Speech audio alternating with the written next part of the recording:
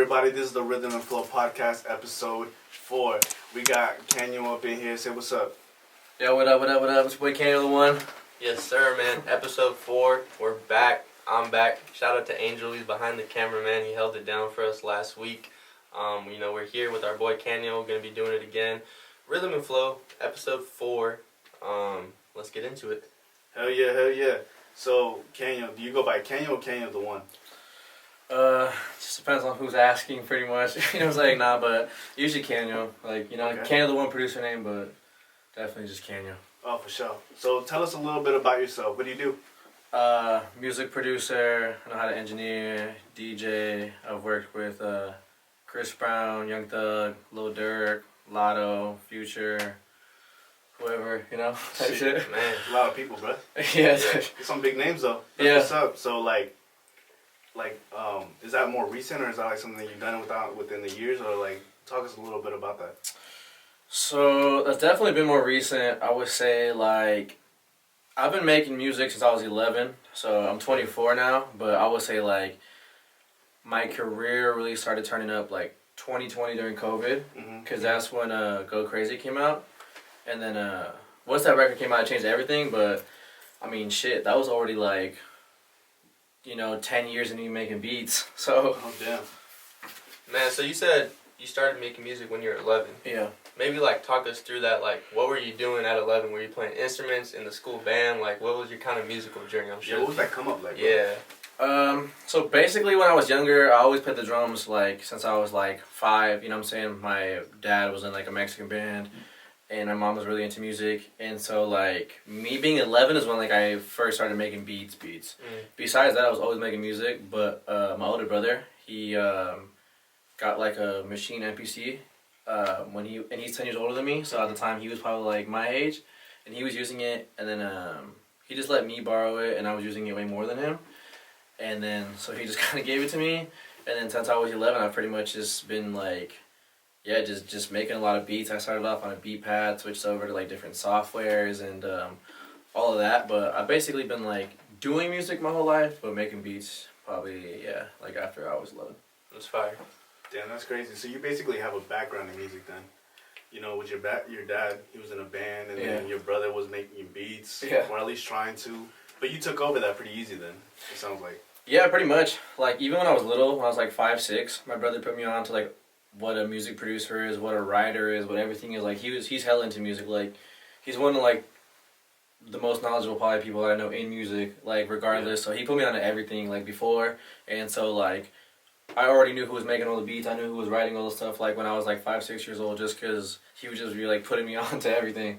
Yeah. Oh well. Did he teach, or did you teach yourself how to read or write music and music theory and stuff? Did you guys learn that? To this day, I know zero music theory. Really? Yeah. Oh, and so I feel you can use it in 2 ways. I feel music theory, it can be a gift and a curse sometimes. I feel I've worked with a lot of people who know music theory, but when they start making beats or doing stuff, sometimes they do too much because they know so much. Mm-hmm. And sometimes when you don't have that music theory, you're just trying to get to whatever idea you have in your head, and you might leave it as what it is, which means it's a word in between. But yeah, I never knew music theory growing up. I never learned music theory really. I just know what sounds good and sounds bad, pretty much. Oh wow. Yeah. That's that blessing right there. You're just going for what sounds good, bro. Basically, bro. Stop overthinking that shit. Literally, bro. Yeah. So that's really just it. Yeah. That's what's up. So, what kind of music do you do primarily? I know that you said you got a background in music, so I guess, did you start off going with hip-hop, or what did you start off with, and what are you into now? So when I started off, I was doing just super rap beats, man. I was just just rap, and so even when I first got my start into the industry, quote unquote, I was working with Lil Xan, and he's the one that kind of brought me into the industry and shit. But I remember during those days, I was I'm never gonna make R&B beats or something. I was I'm never gonna do that shit, or other shit. And now, I do pretty much everything. My biggest song happened to be an R&B pop record, you know what I'm saying? Which is crazy, looking back. Tight. But I try to kind of expand into everything. So I do Latin stuff sometimes. starting to do more like reggaeton vibes. I have even like homies who do country music, and so like I'm starting to even like just help them with their shit. Like anything, like I said, music to me is just like it sounds good or it sounds bad. So it's like I just kind of make whatever I'm feeling like that day. That's what's up. Yeah, that's cool, man. Cause I've definitely talked to like DJs, producers that say, "Oh, I'm just a hip hop producer. I'm just a R&B."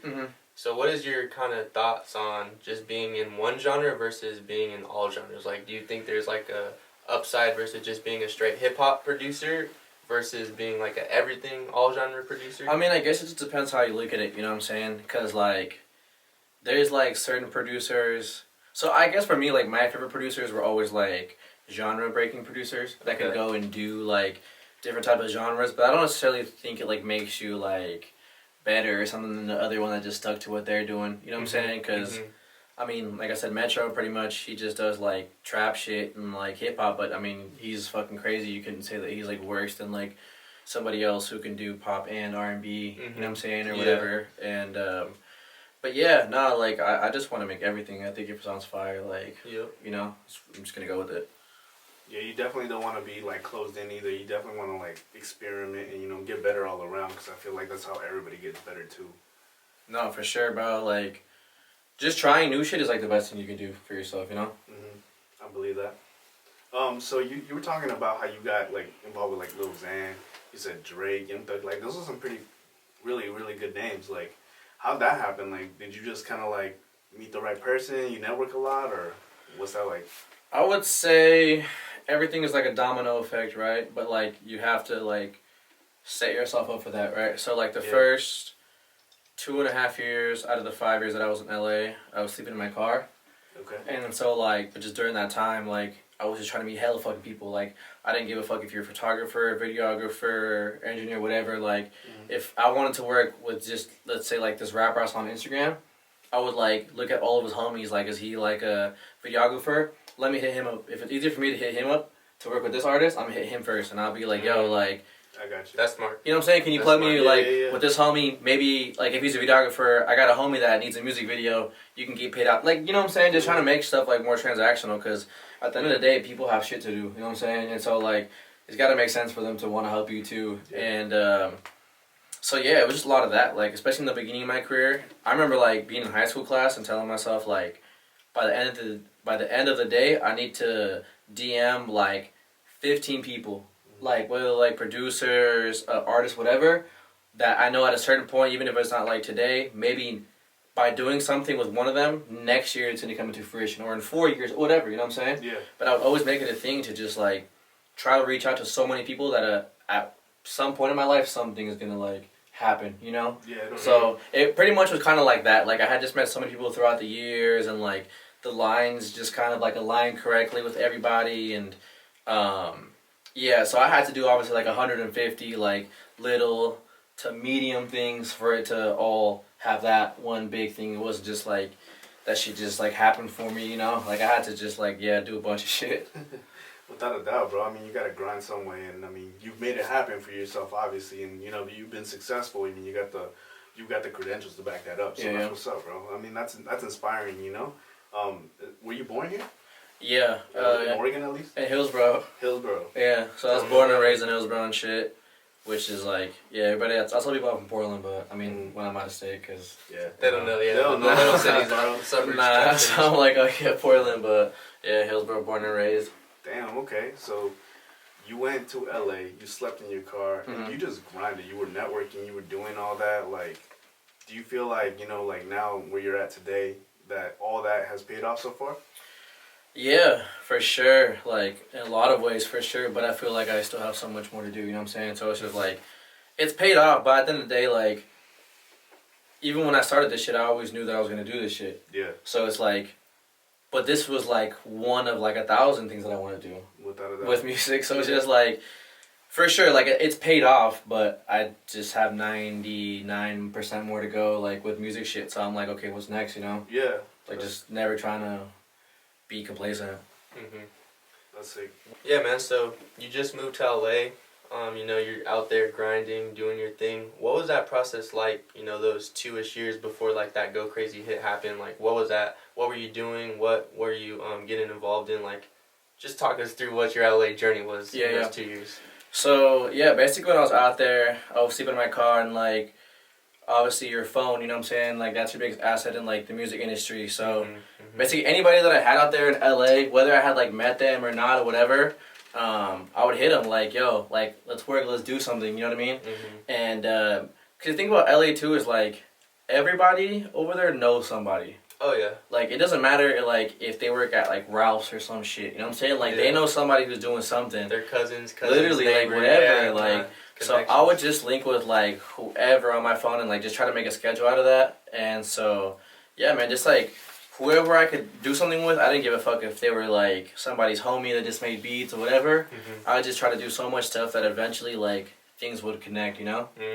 But, yeah, just try to keep myself busy, man. You know, when you're sleeping in your car and shit, you don't want to be in your car, like, most of the time. So it's like, and when I was out there, too, like, I didn't tell nobody I was sleeping in my car and shit like that, because it was just, like, for what, you know? Yeah, exactly. Like, I was out there doing my shit, and so I was just trying to make shit work, bro. Like, fuck it.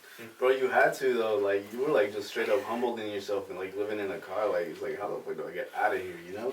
Yeah, no, for sure. That shit will, like, it'll humble the fuck out of you, teach you a lot of life lessons and shit, like, just living in a car, bro. Like, the amount of times I had, like, no money and, like, I got my car broken into and shit, bro, it was like, oh, fuck, bro, you know what I'm saying? Like, there'd be times, bro, sleeping in my car, and then, like, I wake up or something, and, like, I have, like, a fat-ass parking ticket. Especially if you get, like, a parking ticket in, like, Beverly Hills, that shit costs, like, $160 or some shit. Oh, my God, yeah, that could... So when you're sleeping in your car and shit like that, and, like, you just get up and you just see a parking ticket there, bro, you're like, bro, fuck yeah, this, just, you know? It ruins your mood. Yeah, bro. So, definitely, like, trials and tribulations with all that shit. For sure. So was there, I'm curious, was there, like, a point prior, you know, to, like, let's say go crazy or just whatever you feel like was your big moment? Was there also another point where maybe it was, like, a studio session or you did something with someone where you're like, oh, like, I actually see results, like, this is turning into something, you know? So, I mean, definitely, like, the Little Xan situation, bro. Okay. Because, like, I did, like, his first 5 songs ever, right? Really? Yeah, and so, like, I was working a lot with one of his best friends. His name is Steven Cannon. And, like, me and him were doing records, and, like, it was cool. We were getting, like, little 200,000-300,000 plays, like, on SoundCloud and shit. And then I was in high school during this time, so it was lit. This was, like, the first time, like, people actually starting to listen to shit that I'm doing, you know? And so then with the Little Xan shit, like, I would send beats to my homie Steve, and he would give them to Xan. At the time, like, Xan was, like, just their homie, like, doing photography and shit for them. And, like, oh, wow. Xan had lost his camera, and so he was like, fuck, I'm just gonna rap because it's cheaper to just get some studio time than buy a whole new camera, you know? Really? Yeah, and so, like, we started releasing songs, you know what I'm saying, me and Xan and shit, and they started doing, like, pretty decent, right? And then I remember, like, the turning point for that was No Jumper, you know what I'm saying? Oh, yeah. They, like, tweeted some shit about Lil Xan, and obviously this is, like, SoundCloud era, so, like, anything like this would usually, like, go up, you know? Like, people with face tats and crazy shit like that was, like, what it was, you know? That was the shit. Yep. So, like, a little bit after that happened, like, us doing records and the No Jumper shit, they got signed to, I think, Interscope. Oh, okay. And then that's when, like, that's when everything kind of started. And this is, like, so that was, like, during the time period from me being, like, 15 to, like, 17, right? Okay. All that happening, right? Like, us doing records, da-da-da-da. So then, yeah, I had never been to, like, LA really, you know what I'm saying? Like, try to do, like, some music shit and like that. But when they were out there, they were like, yeah, like, pull up, like, let's work on records, da-da-da-da, you know? So I pulled up there, and that was, like, my first time being, like, in, like, a LA studio with, like, people who had really done a bunch of shit in like, the industry, you know what I'm saying? Like, we were in Studio A, like, Dom Kennedy was recording in Studio B, like, but, you know what I'm saying? Like, and that was cool for me, because I was like, damn, like, that was the first thing for me to feel like, oh shit, like, this is what it's like, you know? And then when I was there, me and Xan had a song at the point where it was like, I think like 400,000 views or something. And so we were kind of starting to go up, and then he asked me like, oh, should I shoot this video with Cole Bennett, you know what I'm saying? Da-da-da-da. I left back home for a while, and then he dropped it like a month later, the video. And the video hit like 400 million. He was like headlining Rolling Loud, like a bunch of them. And so that was kind of like the first like thing to happen for me to be able to like, you know what I'm saying? You're seeing results like on like a, you know what I'm saying, bigger scale, I guess, or like a label scale or whatever. Yeah. Was that one song, is it Betray? Yeah, so I didn't do that one with him, but that I did like pretty much a lot of his bigger stuff before that. Mm-hmm. But then yeah, so literally he was asking me if he should like do the video for Betrayed with Cole Bennett at the time, and like he asked like me and a group of homies, and we're like, hell yeah, like Cole Bennett's going up, da da da, you know? Yeah. And then that was like Cole Bennett's biggest video, and then that was Zan's biggest video at the time. Wow. And so that just like helped a lot of shit. I was able to work with like a lot of other people at the time, and like getting, you know what I'm saying, other doors and stuff, and so like shout out, you know what I'm saying, to that situation. Yeah, that's crazy. Shout out to the homie. Like, bro, that era, I mean, you just had to be there, no cap. Like, I'm reminiscing, bro. That was a good time of music, bro, for sure. Was crazy. Like Little Skies and Young Pinch and when No Jumper was actually like a going crazy. Yeah, like a platform for music and stuff. Like, they're still doing their thing, but like that era, No Jumper was crazy. That's tight. No, yeah, so it was lit, bro. Like that time was lit. So we got you know your LA background and all that, but like, I guess let's fast forward now. Like, what's Kaniel doing right now? What are you up to? What projects got going on? Like, aside from DJing, I know that you said you're into a lot of other stuff. So tell us all about that. Yeah. So in terms of projects, I feel like I'm at a cool point in my like career where I can kind of like pick and choose what I'm working on. What I mean as like, I can kind of, if I fuck with like an independent artist or something, like I'll work with them. You know what I'm saying? Like, it's not necessarily about the financial aspect of it for me anymore. Like, obviously, if it's gonna make me fucking bread, I'm gonna run it. You know what I'm saying? Yeah. But I'm just saying, like, I'm not like, I can do more stuff, like work with independent artists and do more like cool shit right now. So, and by independent, you just mean like not signed to a label. Yeah, just like whoever. You know what I'm saying? Like, if I meet somebody and I fuck with their music and they're cool and shit, like we could like do a record if it makes sense, you know? And to think for like obviously most of my career, I was just focused on like getting the fucking biggest song that I could get. You know what I'm saying? Like just working with the biggest artists, working with these people, and like I'm never gonna stop that, obviously, but I've just kind of like not necessarily like chilled, but I've kind of just like sometimes when you're doing that, like music just gets like really like job like. You know what I'm saying? Like, and sometimes it's more fun to just kind of like link with an artist, you know what I'm saying, that you may not have met that's kind of from the city or whatever, you know what I'm saying, you just got some cool shit and just work on some shit, you know? But aside from that, building my artist Yumi, she's going crazy. She just dropped some shit with Tory Lanez at like 3 million. Oh yeah, I seen that. Yeah, that so fire. Shout out to her, shout out to her and the team. Really focus on that. And then, yeah, it's kind of nice now. Like I said, I just kind of like see where the road takes me, and whoever's trying to work, I work with them. But and obviously I'm working proactively like every day trying to get these big records. But it's kind of cool. I've been able to just like figure out what I want to do for a little bit, you know, and like take a step back, and then yeah, just work with whoever, man. Like I'm kind of in that mode. I like my bad. Are you good? I'm kind of in that mode. Like I just like building artists. Yeah. Like it's fun building with the artists. You know what I'm saying? Because it's like Future, Chris Brown, all them. They're gonna have hits regardless. You know what I'm saying? And like it's cool like being able to give them hits, but it's like different. Like just trying to build something with like somebody. You know what I'm saying? Like being in the studio and doing somebody's album or like, you know, getting their first hit or something. It's like different. You know what I'm saying? Like. And I said I'm obviously forever grateful for like the Chris Brown record and everything and all the other records I've done, but it's also just like a lot that comes from like building something yourself, you know? Yeah. So are you managing artists right now currently? Just our artist Yumi, like she's part of our team, so I just kind of like A&R her records, stuff like that, and A&R her like help pick certain beats, projects, you know what I'm saying? And just that, and that for me is a lot of fun. So like even more so on the like musical side, like making beats, I'm like a lot more on the business side now. Yeah. So like managing producers, writers, and then like now putting them in the same environments or like opportunities that I had. You know, because I can only do so much myself. But if I have 10 producers, 10 writers, whatever, it's just easier to get like records as a unit. You know what I mean? Like if I'm so worried about making R&B this or whatever, I could have somebody else doing Afro beat and have somebody else doing drill shit and have somebody else, you know what I'm saying? Because we're in the studio with a lot of people, so it's like we're not gonna have we're not gonna have beats for everybody, you know. No doubt. You gotta have that team too. No, that's what I'm saying, and like I really enjoy helping like the next person come up. Like that to me is like as dope and like as valuable of just like building my own career, you know. Yeah. So do you stay tapped in? You saying you like you know, like the next like independent artist or whatever. Like, do you stay tapped in with like all the local shit going on too? For sure. You know, I'm always tapped in. Like, I think I'll never not be tapped in here. Like, you know, this is where I'm from. It's just like, this is home to me, you know what I'm saying? Like, as much as I go to LA and go everywhere else, like, yeah, I stay tapped in for sure. Who are some top artists to watch out for coming?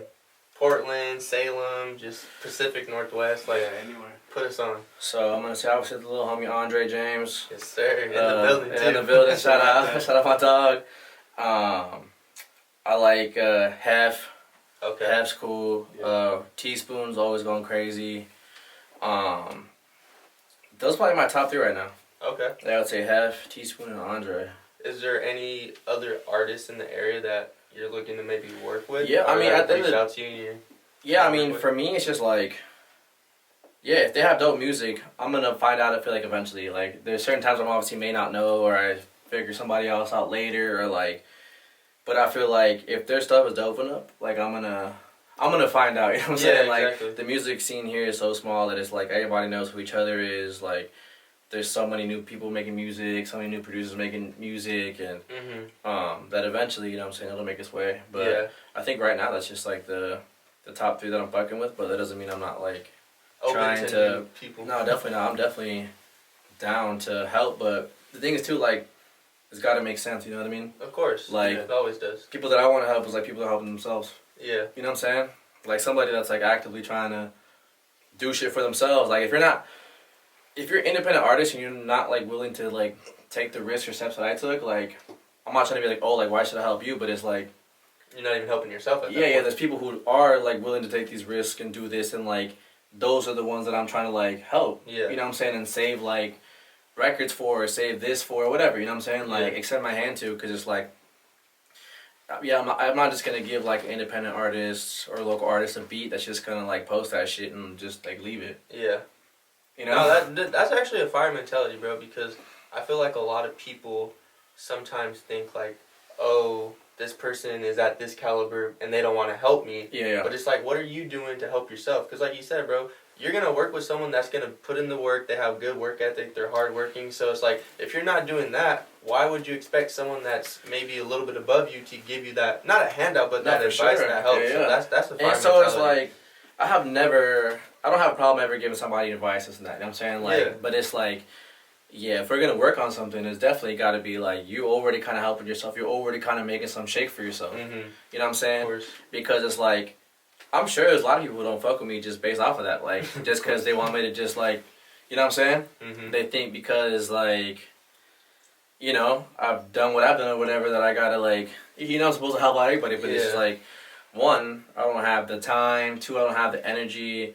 3, like I said, I want to extend my hand to somebody who's like willing to put in the work themselves. You know what I'm saying? Because it's like, what are we working towards then? Like, yeah, exactly. Yeah. And you know what it's like to be in their shoes too. So it's like relating to them on that level. It's kind of cool. Like once you kind of help them, you see them grow, and you see like the trials and tribulations they're going through, and you know that you went through that too. It's such a more meaningful connection. No, for sure. And like I'm sure people that are around me can attest that like if you do that, I'll definitely put you with artists or give you beats or whatever. Mm-hmm. Like I'm never one to like, you know what I'm saying, not extend my hand, but it definitely like, you definitely got to put in the work, or you definitely have to like, you know what I'm saying, have that motion yourself, or you know. So if you got it like that, you know what I'm saying, like talent wise, then hell yeah, you know. But it's just got to be like a mixture of both. Like we just got to make that shit work. Yeah, no, it's fire. Yeah, I feel like I see that a lot more than not. You know, somebody who says, you know, oh, help me out, you know, you've done this or whatever, but then they're just trying to like pretty much leech off your work almost. I mean, if they're not putting in no work, it's all leeching, you know? No, for sure. You know? And like the thing is too, it's like, if I'm gonna try to get in the studio with like fucking Metro or something too, it's like, okay, what can I help him? What can I do for him? Yeah. Help him out, like with like kind of help him like get loops or get other producers what he's trying to do with this project. It's gotta be like, you know what I'm saying? What value do you bring? He's not just gonna reach down to me and be like, yeah, come fuck with me. Like to anybody, you know what I'm saying? Like anybody in general, not just gonna reach down and be like, come fuck with me. Mm-hmm. They gotta want you there for a reason. They gotta want to help you. It gotta make sense, you know. Yeah, and so it's just like at all levels, you know. I think people gotta understand that, like I said, like you gotta bring something of value. So even when you start your career, you gotta figure out how you're gonna bring value. You might not be able to bring value in terms of like certain things exchanging, but maybe you can like put them with somebody, or maybe you can make them some money. Maybe you can't give money directly, but you know what I'm saying? Something's got to be of value. Like it's different. Like if somebody, you know what I'm saying, DMs you and says, yo, I need a DJ for this so and so weekend, you can be like, all right. If somebody DJs you and says, I need a DJ and here's the amount of money I'm gonna pay you for so and so weekend or something, you know what I'm saying? Exactly. You're gonna respond to that shit 10 out of 10. So it's just like value is always like, you know what I'm saying, exchanging of value is always like my big thing. Is like, what can you do for that person? It's not always should be like, oh, what can they do for me? But it's just like, you know, it's got to be at least some sort of a, you know, playing field. It's always more, that's what I say too, it's always more than just financial. It's like, what, I can pay you this amount, but it's also what can I bring you, what you can bring for me. Sure. Like value creation, it creates so much more, man. So I agree with you on that. Yeah, no, that was fire. One thing I did want to touch on too. So you just recently started DJing. Yeah. What's that been like? How did you get into that? Yeah, tell us a little bit about the DJing. I would say for me, I've probably been DJing like coming up on a year barely. But my older brother, also DJs. Okay. So like that's what I'm saying. So going back to that, he would always like teach me and show me how. So like even before I picked up a deck or anything, I already like knew how to DJ, if that makes sense. Like I knew what I was supposed to do. I just had to figure out like how to do it on the board. Gotcha. And I knew, you know what I'm saying, like, yeah, how to mix I knew what I was supposed to do, but I just had to figure out how to do it on the board. And so I think the thing was too at that time, like I had been going too hard with like making beats that I just wanted to like try something new. You know, and so I took like a month off of like making beats and just like practice DJing for like 14 hours a day. Oh wow. Yeah, like I was just going hard as fuck just trying to learn that shit. Like I was like trying to find any little reason to just like DJ, you know what I'm saying? Little fucking block party, barbecue, da. But and I can attest to that, bro, because you would be texting me at like 2 in the morning like, hey, what does this button do or what does this do? He's not capping about that one. No, yeah, and so like that's just how I am. If I like, I'm never gonna do some shit unless I'm gonna do some shit. Like, cause I get really bored easily with shit. You know what I'm saying? But I know like if I fuck with something, I know when I fuck with it, and I know I'm gonna go hard at it. And I think that's also like one of the reasons I didn't start DJing earlier, was because I was going so hard with making beats that I knew that if I like tried to learn how to DJ, that I maybe could have like, you know what I'm saying, interfered with like what was happening. Just like production wise and what I was doing on my like career with making beats and stuff, you know. Gotcha. But it just made sense for the time, and yeah, I mean it's fun. I love it. Like I wish I would have probably done it earlier. Yeah. But you know, it is what it is. Facts. So aside from that too, I see that you've been DJing for, I think it's called like Motion Boys, right? So what's that, bro? So shout out to Motion Boys. Those are my boys. Yeah, my boy Ty. He has like a promotion company. All the homies, everybody kind of brings him to the table, obviously, and it's just like a collective basically. But they gave me like my first start DJing too, so shout out to them. They kind of helped me like get my foot in the door, like in terms of like DJing big clubs and stuff like that. And then ever since then, yeah, I've still been like just DJing with them and fucking with them. So shout out to them. That's what's up. Yeah. So you've been doing that a while with them? Like you've been tapped in with them for a while then? Yeah, I mean I've been tapped in with them for like a pretty long time, and then I've probably been DJing for them for probably like 5 months now. Oh, okay. So I mean it hasn't been crazy long, but I would say like at this point I'm pretty much already at the top of my DJing shit in Portland, but facts. You know, climbing the ranks, bro. Producing, DJing. Fucking managing, bro. I like it. No, but yeah, it's cool. It's fun, man. Shout out to the homies. Shout out to Motion Boys. Yeah, shout out Motion Boys. Yeah. Oh yeah, shout out them. I think probably one question I have is, what advice would you give to producer, DJ, that's like up and coming, younger, that's just trying to make it, like, you know, you've been through a lot, you've definitely have your achievements, your accolades, like, you went through a lot, like, looking back, maybe, like, what would you tell your younger self to, you know, like, now that you know so much, have this knowledge, have this, yeah, just that knowledge, like, what would you tell someone, you know, that's up and coming? Yeah, the first thing I would say is don't take shortcuts, like in anything, you know what I'm saying? Because, like, there'd be times when a lot of, like, young artists or producers, whatever, they ask me a bunch of questions, right? And I'll, like, give them the answer, like, what to do, but then they try to ask me, like, oh, but how can I do that if I'm doing this, or how can I do that with, you know what I'm saying? And so it's, like, I really believe, like, there's no shortcuts you can take. Like, if you want to have, like, a prolonged career and prolonged, like, you know, just doing this, you can't take shortcuts, because you literally can't take shortcuts, you know? So just don't even try to make them. And then the other one I would say is, if you're just kind of up and coming and starting, like, don't be too egotistical to work for free. You know, like, I would say, like, fuck, man, until I didn't make money off of a beat sale until I was, like, 17, and that was, like, 4 or 5 years in making beats, and even at that point I was still giving shit out for free. You know what I'm saying? So it wasn't like I stopped giving shit out for free. I probably stopped giving shit out for free, like, shit, 2020. Like, when this shit happened with Chris Brown, I was still, like, just trying to give shit out for free and trying to, like, just do what I can do. You know what I'm saying? It's not all about the money. Like, if you're focused about the money, then you're just in it for the wrong reason, to be honest. But yeah. No, that's good advice right there, man. Yeah, for sure. No, I respect that, bro. I respect the grind, and, you know, everything that you said is facts. And, I mean, who better to say it than you? You know, someone who's actually done it, who's been in the field, and, you know, has gone out their way to live that life. So, you know, I respect that, bro, for real. Thank you, bro. Yeah, thank you. Hell yeah. And we like to do a little segment here. It's called 5 Things You Can't Live Without, or What's in the Bag. So, elaborate on that. What are 5 things you can't live without, bro? Okay.